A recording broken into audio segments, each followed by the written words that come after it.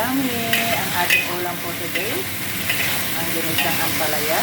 Last ko lang po. Yan. Manok na ampalaya with salted beans. Ang ulam namin ni Lolo po today lang. Last ko lang. So yummy. Yan. Ang ulam namin ni Lolo Boss po today. Happy lunch day, guys. Yan. Sobrang sarap. Yummy receipt. Ang aming ulam ni Lolo po today. Ayan po. Yummy, yummy. Yan ang aming ulam. Palambutin natin siya, guys. Lagyan natin siya ng sabaw ng karne para lalong lumambot yung gulay.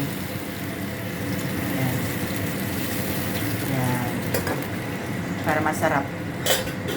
Masarap pag malambot siya, guys. Palambutin ko siya. Yan. Thank you for watching. Palambutin natin yung gulay hanggang sa matuyo yung sabaw, guys. Yan. Ating ulam for today lunch. God bless po. Happy lunch day. Ayan. Thank you for watching.